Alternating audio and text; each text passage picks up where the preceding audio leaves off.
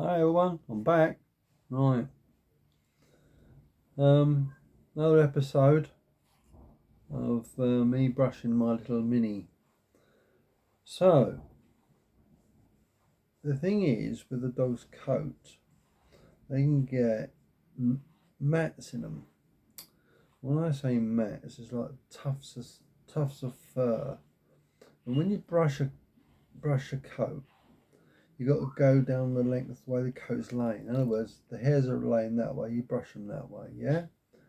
And what you don't want to do when you brush a dog's hair is pull it down and try to pull the hair out, almost like pulling the skin out of the dog.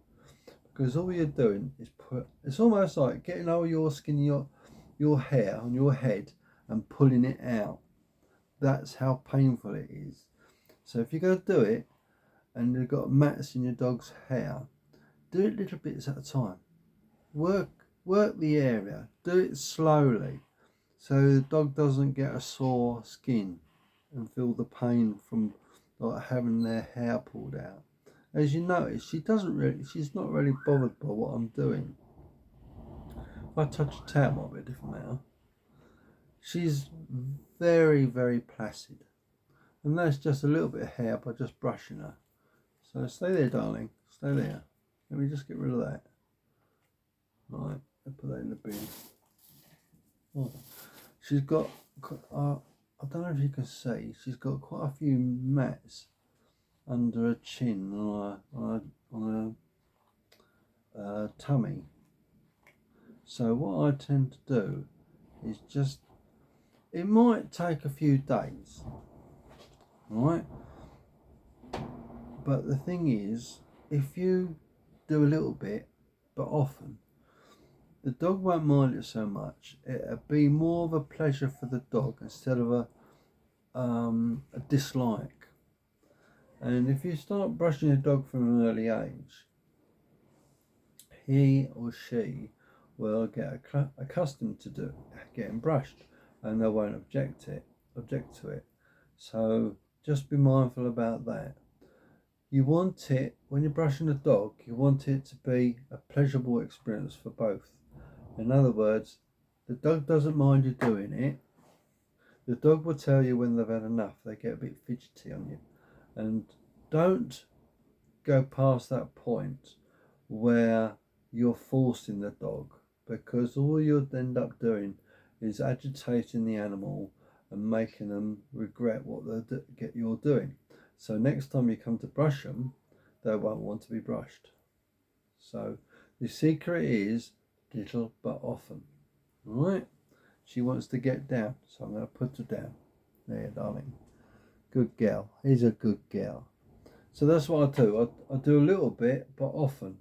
That way, she's happy with me doing it, and it doesn't become so much of a chore. And so when I pick her up to brush her, she doesn't wriggle and fight to get down. This is what you don't want with dogs, because you're trying to get the mats out of the dog's hair, but you don't want to do it so hard that it's tearing the dog's skin out. It's almost that painful.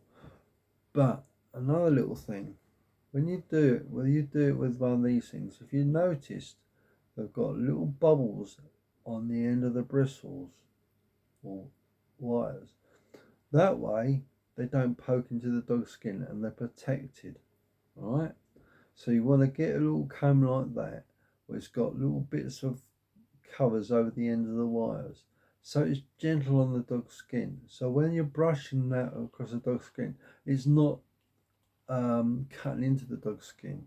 So be mindful of that. Use the right things, the right dog grooming tools or brushing tools for a dog. Not one of your combs, it's just not right. But these brushes are designed for small dogs, because we've got small dogs. If you're a bigger dog, you need a bigger one. And I wouldn't do nothing on a big dog, would it, really? You see. So just be mindful of that. So little but often, the dog's got to be happy with what you're doing.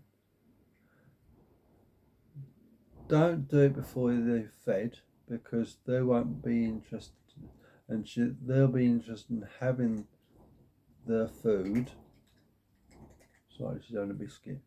And so don't do it near feeding time. You could do it after they've been out for a wee and a poo, after they've had the feed, so they're settled down.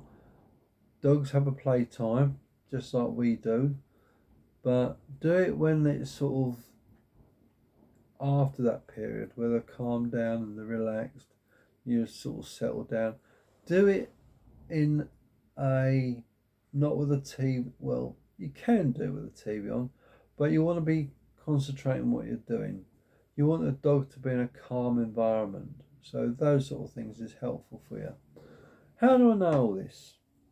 Because it's, for me, it's just common sense. I'm no expert with dogs, but I feel what the dog wants. In other words, yes, darling. She's picked a biscuit up in her mouth and she's come to tell me she's got it and come and give it as a present. When a dog picks something up for you, it's a game to them. They pick it up and it's just like, here you are, I've got this. So always praise the dog. He's a good girl, and then she'll go and eat it. So be mindful. Dogs are different to humans. They do things differently because obviously it's animal. And try to understand your dog. Try to understand what it's trying to tell you. If it's under the weather, if it's a female, they could have the period. What we call dogs calls a season. So just be mindful. They can be acceptable to UTIs when that happens. So you've got to be very careful. Don't walk them in dirty footpaths. Keep them on the path, ideally away from sort of where other dogs have been. So, but remember my last video, I said about walking your dog in grass, in fields. They can pick up infections. So just be mindful of that. And also they can pick up slugs, ticks, and other things as well. So be mindful of the area you're walking your dog. There's rats around, so you don't really want to be walking where dogs where rats are, because rats carry infections. We can carry infections from them as well.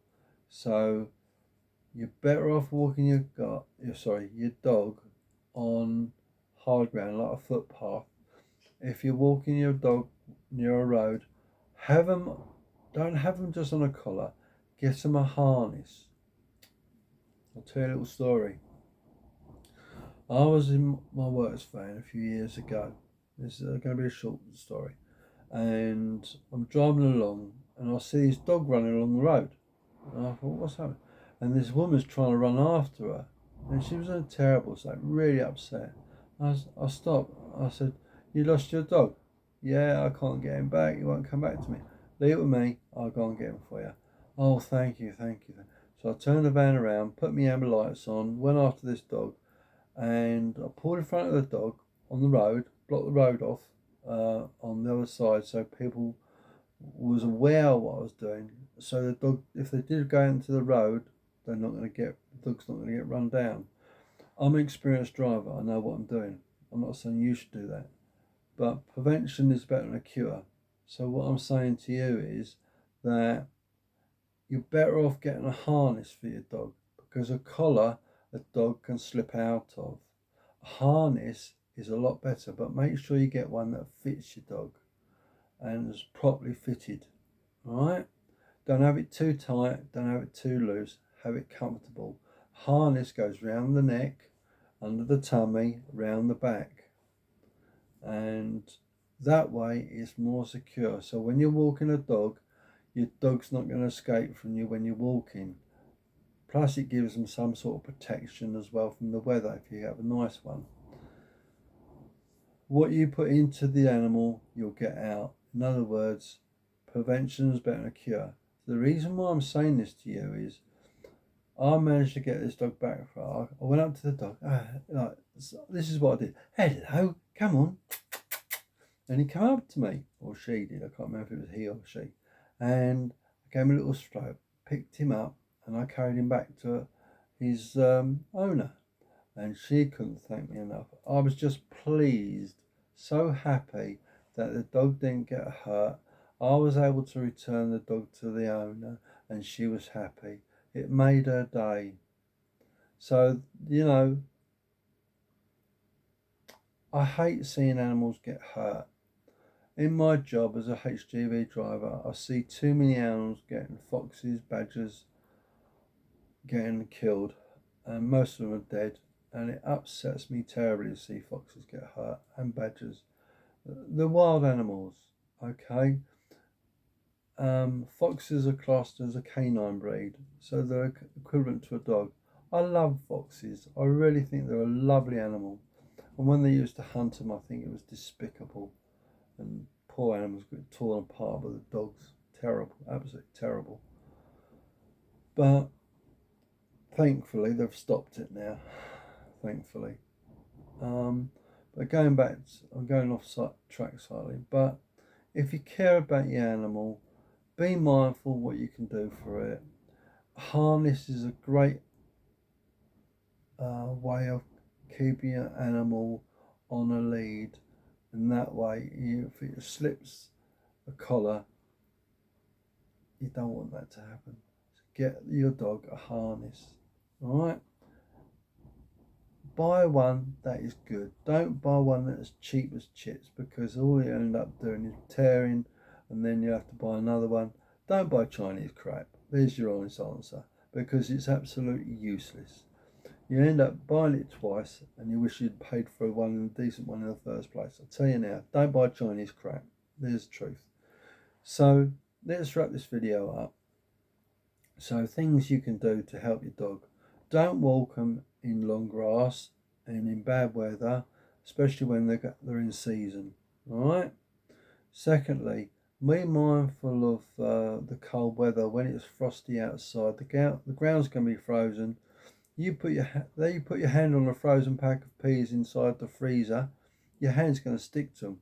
That's exactly what's going to happen to your dog's paws on the frozen ground. Don't want that to happen, do you? Walk it when it's turned a bit milder as the day gets on. Don't walk them first thing in the morning or late in the evening. Do it when there's daylight. And if you do want to let your dog out for a wee, do it in the back garden at night or early in the morning, and then walk them a bit later. Yeah, I'm not saying you haven't done that. I'm just saying prevention is better than cure. So I think we've covered it all. Any questions or anything, please let me know. I love animals to bits, and all I want to do is give you some tips and tricks of what I do with our animals. So I don't really walk them when it's bad weather. I let them out in the back garden, wash it down, pick the poo up, wash it down. But just be mindful about disinfectants. They can be poisonous to dogs. So if you go wash it down, just use water. And make sure you pick all the stuff up and get rid of that and put it in a doggy bin, or in the bin. Simple as that. And is there anything else? Make sure your garden's secure. Make sure your dog can't get out, because dogs like scratching. Yeah, there you go. So thanks for watching. Hope you enjoyed the video. Please like, share and subscribe, and we'll see you in the next video. Take care everyone. Bye for now.